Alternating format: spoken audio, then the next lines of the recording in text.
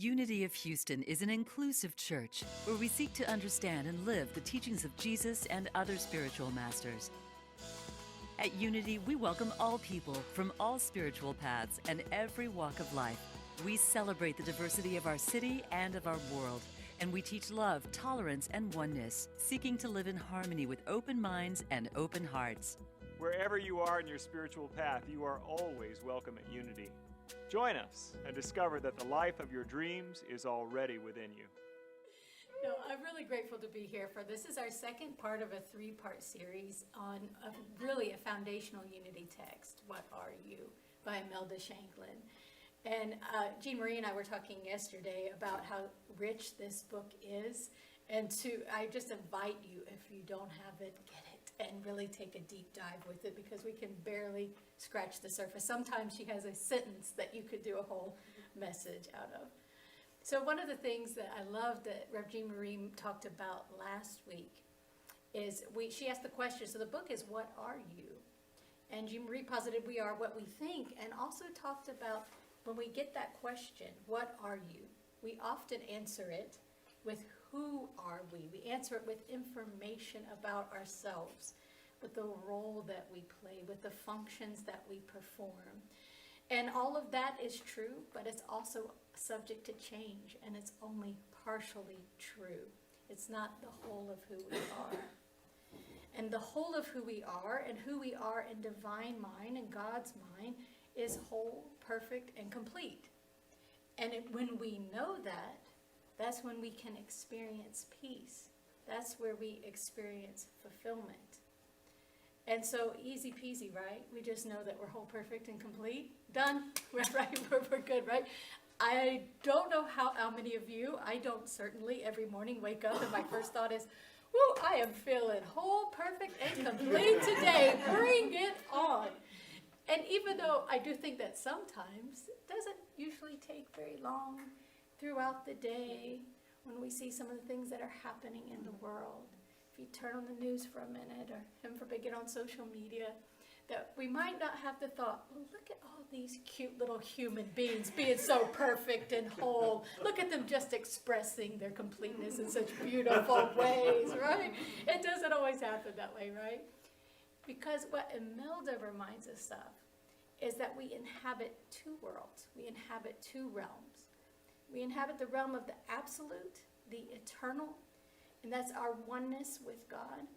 But as humans, we are also in this fun little soup of a world where we experience separation and duality. And that world is very alluring, right? Our minds love to be caught up and distracted by all the shiny objects out here, just knowing that we can find our satisfaction here. But that never can happen. And so Imelda calls that when we are stuck in that realm of thinking that this is all there is, and if I arrange the circumstances in a way that is pleasing to me, I will be fulfilled, and it will happen one day. That is called spiritual amnesia. Spiritual amnesia. And so we all have it to varying degrees at different times. And our purpose is to wake ourselves up from it, because we will never be satisfied until we do. And it's not a one and done. It's not something we do once. It's a process. We continually awaken back to God. Awaken. Just like that beautiful chant, we come back to God. We come back to God. It's something we keep doing. And so we catch ourselves. That's part of our job, is to catch ourselves when we have this spiritual amnesia. And I love this so much, what Imelda says. When we're in this state of spiritual amnesia, we create dragons and then we cower before them. We create our own impediments to our freedom and then believe that we're in bondage. And so what I would like us to look at tonight are some species of common variety, garden variety dragons that appear in our own lives, so that we might learn how we can transmute them. I don't want to say slay dragons. I like animals, even if it's imaginary. I don't want to slay them. I think that we can transmute them. So the first dragon we're going to look at is the fear dragon. And I love the story from the book, What Are You? Imelda is such an accomplished storyteller, and apparently she has been since she was a young girl. And so this story comes from when she said she was in her mid-teens, and she had a couple of friends over.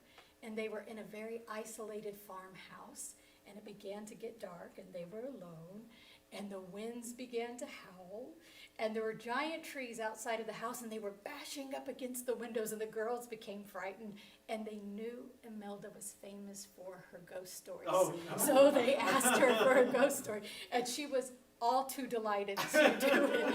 And she talks about in the book, she was a little bit evil.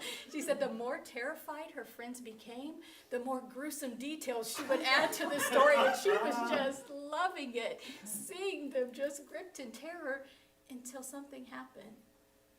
And all of a sudden, she said it was like a switch. She became paralyzed with fear. She began to believe the story that she was telling. She said that she was almost in a trance, like she couldn't move, and her friends realized what was happening. They ran over and shook her, and they were laughing at her. And she vowed to never tell such a tale again, right? So this is a beautiful example of what she means by we create dragons and then cower before them. She created this story, and then she actually believed it. And I love that in the story it was her friends that shook her out of it. Because oftentimes it's easy when we see someone else that is worrying about something that is creating a dragon in their mind, we can say, they're making that up, But for our own dragons, it might be a little bit harder for us to recognize them, right? But we can. And so, and it's essential so that we can free ourselves. So I have a dragon story of my own I would like to share with you. And this involves driving in Houston. So back when I was younger, I was not a very confident driver, especially in big cities. But the circumstances of my life were such that I didn't really need to be. I didn't get my license till I was in my early 20s, and then I lived in rural Alabama for quite a while. Then I lived overseas for several years, and I didn't need to drive there because they had an excellent public transportation system. So when we moved to Houston, it took me a while to get adjusted. And I was a very nervous driver when we first moved here. I couldn't believe, I'd never seen highways like this, right? My kids made a lot of fun of me for it. But I acclimated, and I began to be more comfortable. But then something happened the past couple of years when we haven't been needing to drive as much, right? And then my husband and I started sharing a car. And we go to the office on the same day, so we're commute buddies, which is sometimes fun and sometimes not, because he is a very confident driver, I can tell you that, which is a topic for another time, but anyway, I digress. So I found myself starting to feel stressed about driving again. And all of a sudden I started hearing stories from other people too that were corroborating these dragon I was creating, saying, people in Houston are angry drivers. I see people being violent on the road. I see people being impatient. Nobody's paying attention. You talk about Houston drivers, people will corroborate that story with you, right? But I began to realize, wait a minute, I'm feeling so much stress and anxiety. I'm believing that all these people out here are angry and not paying attention and all these things. I don't want to experience this anymore. And so for me, what I decided to do is just a very practical thing, was that every time I went to get in the car, before I started the car, I would do what I call a little mini meditation. I don't time it or anything. I just take several conscious breaths. And what I mean by conscious breaths are just allowing myself to fully inhale, fully exhale, not to think anything, not to do anything, just be. And then I feel something switch. I feel myself calm. And then in that place, I would affirm. I would see the pathways going toward clear. I would send everyone who is on the road love. I would imagine that they were all at peace in their commute and wherever they were going. And so I began to experience peace pretty quickly after this driving. And then a few weeks in, something really interesting, I think anyway, happened. I was at a traffic light on Richmond Avenue, and you know that feeling when, I don't know what the science behind this is, but when the person in the car beside you is looking at you, I got that feeling. And so I turned to look, but it wasn't a human in the window, it was a cat. Not a dog, it was a cat. And here I am in my blissed out, peaceful, I love everyone on this road state, So what did I do? I started waving at the cat. And just at the time I'm happily waving at this cat, the driver makes eye contact with me, and it's this young woman, and I see she looks confused. She was like, do I know this person? And then she looks down at the cat, and then looks back up at me, and it clicked. Oh, this woman's waving at my cat. But she then did the most amazing thing. She picked up the cat's paw and waved it back at me. And she and I looked at each other and we just laughed. And I tell you, I floated the rest of the way into work. Because it was in that moment that I realized she will never know this, but she turned my dragon into a kitten. And that just that contact, that humanizing. And so that's just an example of a run-of-the-mill kind of traffic dragon.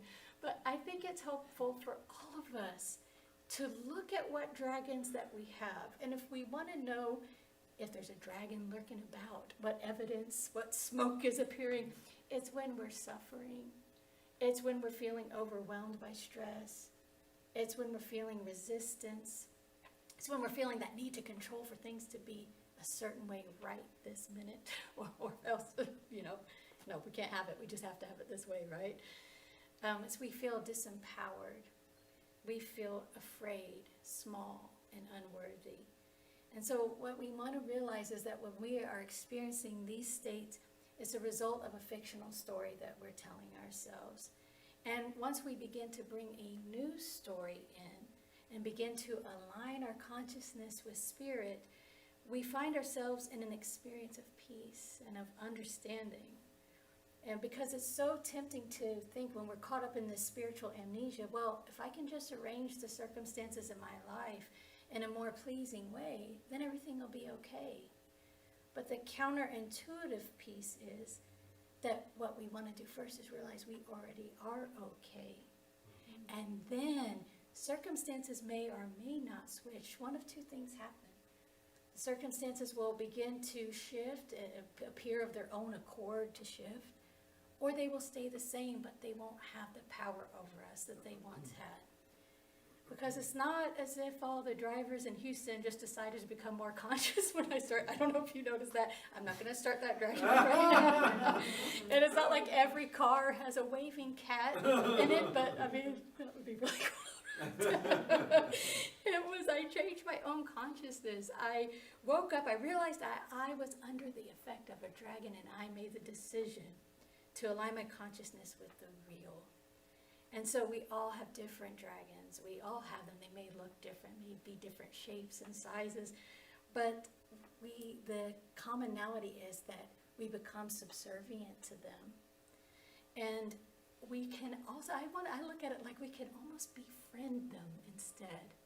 Because what the dragons are there to show us are all the places within us that we're still not quite believing that we are whole, perfect, and complete. We're still not quite believing that there isn't just something wrong with us somewhere that's causing things to happen. All those places that we are trying to find our safety and our security in the world of impermanence is what causes these dragons to appear. And Imelda reminds us so beautifully, though, that all that is fictitious, all that is imaginary, all that is counterfeit, all that is false will disintegrate. It will pass. It's not here to stay. So trading those dragons for kittens, or however you want to look at it, is one of the stepping stones on our way back to ourselves. And it's all about part of the process of discovering our real identity that lies beyond and transcends this realm of form, this realm where it's only our five senses are the only things that can tell us what is happening when we stay in this realm. But there's so much more beyond that. And when we have access to that, when we consciously align ourselves with that, we see that that's where our real power lies.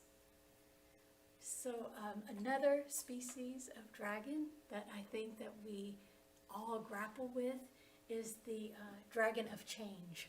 And the impermanence of things applies not just to stuff, and not just to the stuff that we label as bad, but the stuff that we want to hold on to as well. And Reverend Jean Marie gave a beautiful talk this past Sunday called Holding On and Letting Go. And I invite you to watch it if you haven't yet already. You can find it on YouTube or on the website. And it's really a beautiful, beautiful talk about the power of letting go and what happens when we don't want to let go, right? And Imelda would have loved that talk because she was very clear about the fact that the roles that we play, our bodies, all of these things that we see are impermanent. It's that this too shall pass, right? And sometimes when something bad's happening, we can think, oh, this too shall pass. Oh, thank you, God. But then when something really is good happening, oh, the realization, this too shall pass. Not the essence of it, not the essence of the love, the compassion, whatever that essence is, but the form that it takes will pass. And letting go isn't always easy, and we have very complex human emotions around it, which is very natural. But it only becomes a problem when we argue with what is, when we insist that the world look a certain way. And so when that happens, we cannot find our freedom and fulfillment in that, because the world will not bend to our will. It doesn't work like that, you know. The world isn't necessarily here to make us happy. I don't know if you noticed that, but it is here to help us wake up. And that's what we can use it as. And, you know, I think this is what Jesus was pointing to when he says that those who will lose their life will find it. And those who will find their life will lose it. When you're finding your life, when you're defining it in this realm of form, and this is all you're focused on, you are cutting yourself off from the real experience of life, the realness, the fullness that wants to come through and express as you. And so as I begin to wrap up, I want to acknowledge that this time of year in particular, the fictitious world has a very strong pull for many of us, and especially in this part of the world. And some years it may be that it's full of activity. We're being pulled in a million different directions. And other times there can be there's almost a feeling of isolation. But whatever the experience is, it's almost like it's heightened. Have you ever noticed that around the holidays? Whether it's the joy, the sense of expectancy, but also the feelings of loss and the pull towards introspection. It's time of going within. All of these kind of things are all happening at once, and it can be kind of discombobulating, but it's a normal part of the experience. And so when we're in that, I just want us to be aware that the biggest, most ferocious dragon we can create, and it's absolutely fictional, is the idea that we're alone in it. That the idea that nobody else is experiencing the same things that we're experiencing. And so if that happens for you, and when it happens for me, because it does, that feeling of disconnection, I stop, I breathe, and I do something that makes me reminds myself that I am always connected. Whether it's reaching out to a friend for prayer, whether it's a mini meditation, whether it's going for a walk and sitting underneath a tree, whatever it is that helps you remember that you are connected. And that's what I love about spiritual community. I love that we're doing our Compassionate Christmas this Sunday, holding the space for all things, that we can surround ourselves with other people who are willing to face their dragons too, and to transmute them, because this is how the world will transform. One dragon transformation at a time, all of us together. And so I want to close with this quote from T.S. Eliot. And at the end of all our exploring will be to arrive where we started and know the place for the first time. Through the unknown, remembered gate, when the last of the earth left to discover is that which was in the beginning. Namaste.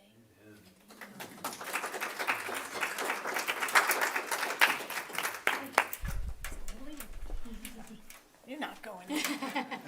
Thank you so much, Stacy, for sharing your wisdom and your compassion and your experience. I'm going to be looking for that cat. I just hope I get to see it. Gosh, as you were sharing about the holidays, and I also thought about Imelda's like scary stories that she believed. There's this song, this Christmas song, "The Most Wonderful Time of the Year," and one of the lines, it talks about the different things of holidays, and it says there'll be scary ghost stories. And I always thought, who wants scary ghost stories at Christmas? And I thought, oh, A Christmas Carol is probably the scary ghost stories. You really touched on a point about the holidays and that it can bring up not just joy and celebration, but also pain for people. It can be a hard time, especially if you're experiencing isolation and loneliness or a loss. So it really is such a blessing to be part of a spiritual community that acknowledges that and allows that to be seen, what we're going to be experiencing on Sunday with Compassionate Christmas service. So, I love the metaphor of the dragon, that we manufacture our own dragons and then cower before them, and it is insidious, isn't it? But creating the framework for it makes it almost playful now whenever we encounter it. I remember I was thinking about a story as you were sharing when I was a young man, and it was one of my first conducting gigs, and it was a big choir, about 100 singers, all men, all of them quite a lot older than I was, and it was a circumstance that was inherently intimidating, and I was just learning my chops, I had training and I had a lot of experience in singing in choirs, but as far as conducting a choir and telling this big group of guys what to do is kind of like, okay, that's scary. It was legitimately scary, and so, but I'm going to call that a dragon, even though it might have been valid. Nonetheless, it was my experience of it. It wasn't absolutely inherent, it's like, it is only if I say so. And I remember there being a day when a little lever flipped in my brain, like, I'm the first one to speak. And I'm going to be that they love me. That they love me, they appreciate me, and they want what I have to offer.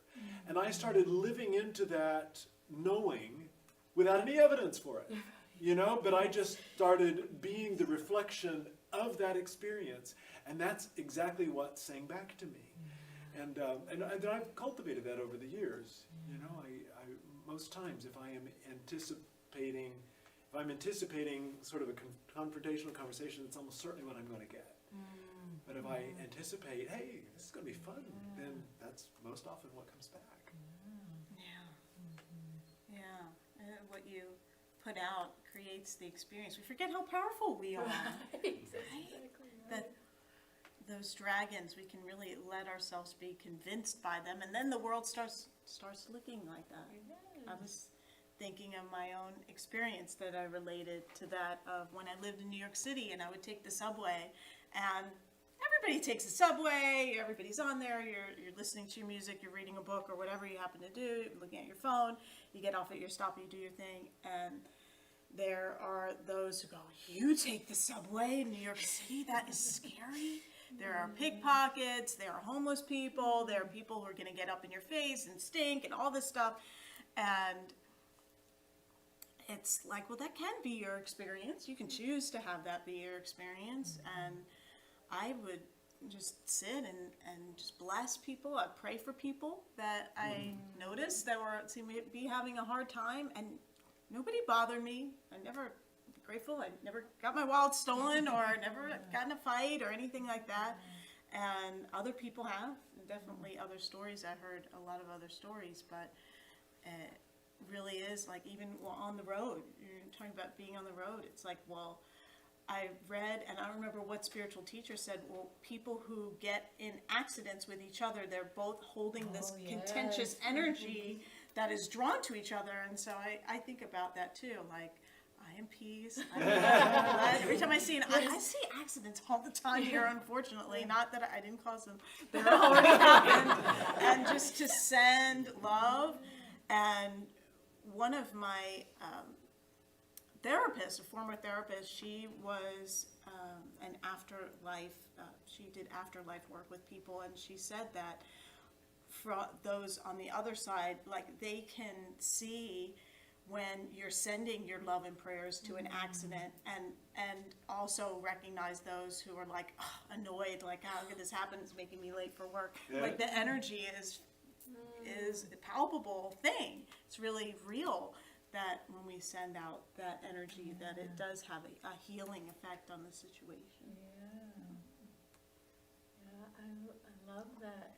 And I one of the things I really took away from the book, and I think, well, and sometimes, on the path we think, we should know this, we've heard this before, but, it resonates at a different level in a different way, is that we don't wait for the world to give us the evidence that everything is okay. It's us that decides how it's going to be for us.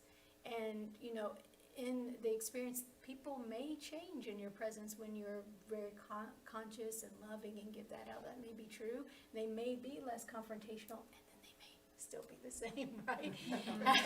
However, that's not in your realm of control, first of all, and you will remain unchanged. You will remain in that space of peace, and you will attract like to like, right? You will attract synchronicities and high vibrational beings to your realm too.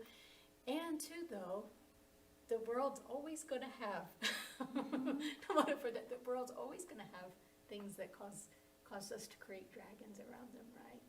And so it's just bringing ourselves back home. Right. I would characterize a little of what you're describing as an experience of injustice. I want to paint it red for just a moment. When injustice really is visiting on us, we watch an accident and it's causing us to be a little bit late, and then we say, we take it almost like it's personally, like, why did they have that wreck to ruin my day? Like, that is fully manufactured, right? But if, on the other hand, somebody really is, I wouldn't say necessarily intentionally, but maybe, but whether it's intentional or it's consequential, their actions are an injustice to me. Objectively, it would be evaluated that way by a critical mass of people. I've recently been toying with the idea that that's about them. That it's only injustice if I'm complicit. But if on the other hand, I can allow them to have their experience of dispensing injustice and just let it live over there, then not only am I able to stay in my center, but then it actually elicits my prayer support. It's kind of like what you're saying. The dragons can kind of be not necessarily friends. What did you use? Friends. Could be friends. They're an invitation to look at where we are still growing, where we didn't. Oh, I didn't realize I had that blind spot. Isn't that interesting? So I'm experimenting with that a little bit. That when I am feeling hurt for whatever reason, to recognize that, no, I don't have to make this about me. That can be, that can just reside over there. Definitely.